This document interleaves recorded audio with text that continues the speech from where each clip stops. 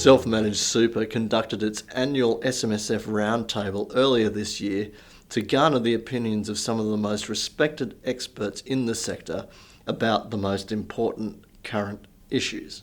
At this juncture, we asked our experts whether the SMSF sector should be concerned about the findings of ASIC Report 575, SMSFs, improving the quality of advice and member experiences, and ASIC Report 576, member experiences with self-managed super funds. Yeah, I do think so. So to the extent that they are representative, and I have a personal view on the methodology in which they were conducted. That aside, though, some of the findings were concerning with respect to trustees' level of understanding of what it is that they've got themselves into, the consequences of certain decisions, and their personal obligations. Now, I'm happy to say, though, that there have been certain measures, government level, since those reports that have gone away to alleviate those potential problems with regard to trustee education, with regard to their understanding of their obligations as well.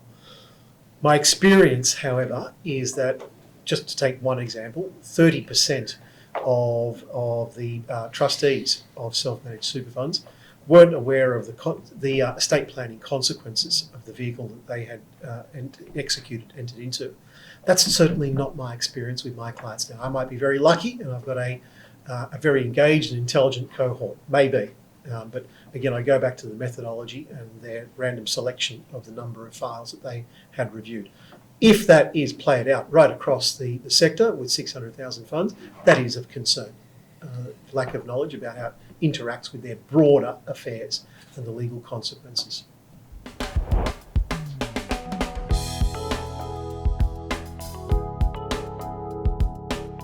I think so, but I think that's part of the blame game. As administrators, we find that happens regularly, where some decision they make or don't make leads to an unacceptable outcome in their mind, and they're willing to blame their lawyer, they're willing to blame their administrator and anybody else that's professional, probably their neighbour as well, about the advice that they've got. Yeah, Anyway. that's right. So I see it as that sort of personality. But I've got a whole range of clients because we've got 25,000 funds, but you've got other ones that take their responsibility quite seriously, and they're not those people that ASIC are raising in that bias sample that they've got, who have got $50,000 in a fund, and they're retired, and then they put them into a limited recourse borrowing. I mean, that is just abhorrent. Yeah, I mean, we all agree unanimously that that's silly, So it's that they're the people you need to educate. So listen, if you've got 50 grand in super, you probably shouldn't have a self-managed fund for a whole range of reasons, and go somewhere else. At least you'll end up with some money at the end of the day. It may not be a great deal, but yeah. I think it also raises another interesting issue around the advisor-client trustee relationship, in that I think enough advisors who advise in the SMS space do not clearly articulate what their responsibilities are for the services that they provide, in the sense that, yes, they're being paid money, and their clients may think, well, that perfectly gives them the right to sue them if anything goes wrong, because they're paying them a fee to actually avoid that. That's what they think they're doing. They're paying them a fee to avoid those problems arising. I suppose the first observation is they'll only be successful suing them if, in fact, the trustees have lost money themselves. Otherwise, there's no damages to be compensated for. But it is interesting that some clients believe, for example, that someone who does, in their mind, the advisor's mind, has done nothing more than agreed to provide investment advice for the fund, suddenly is responsible if there's an in-house asset problem in the fund, or suddenly is a problem because they didn't pay their tax bill on time.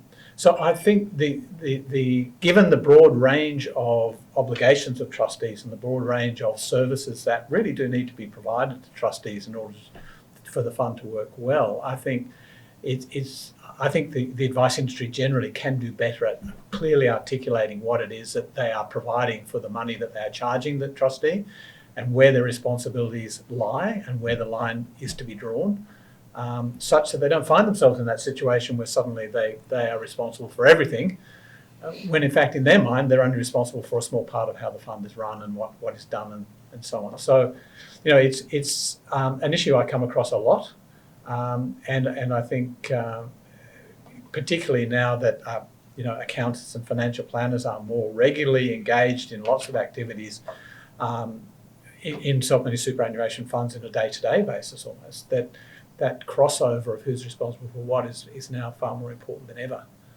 And it isn't as well articulated, I think, as what it needs to be.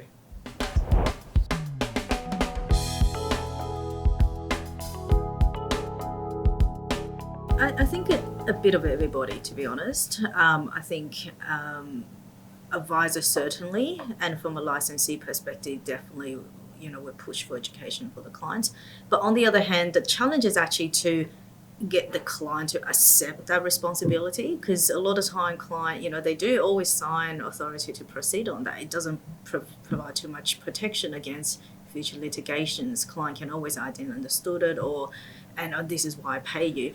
But I think sometimes the reason I say it comes from a bit of everybody other than just the advisor. Sometimes education or things or knowledge needs to be reinforced, and by hearing it from other sources other than just the advisor, for example, from associations, from even in the media, from, the more people talk about it, debate about it, issues, concern, advantages, then I think will certainly help. A lot of time, we still have clients coming in wanting to have a self-managed fund because they went to a barbecue on the weekend and, someone there had one, it was a badge of honor, cool thing to have. But then say that happens, the question is, what journey do we bring that client on to reach to the point that they actually understand to a reasonable extent? I think that's a question perhaps, I'm very happy to hear everyone else's thoughts other than just advisor. Because from a licensee advisor perspective, what's the advisor going to do? Advisor give them a fact sheet. Advisor put them to some pamphlet or ATOs, materials. A lot of just required the client to actually read it and understand it. But how much they do, it's a no. What are we going to do? What's advisor going to do? Actually quiz the client? I don't think that's practical. We can't, get them to do an exam. We can't.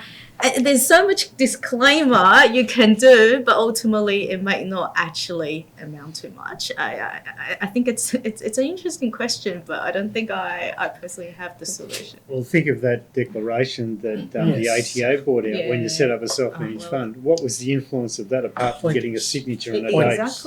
Exactly. Yeah. I think the other just a clarification on that too, I think it's an important one, is that trustees ultimately under the legislation have the responsibility and they can't delegate that away. Yeah. So it's almost a catchphrase. They can delegate activity but not responsibility. So it's not as if the advisor is sort of saying, well, I'm going to be responsible for this bit, so you're not responsible for this anymore. They're simply saying, I can provide you with, you're still responsible for this if it goes wrong.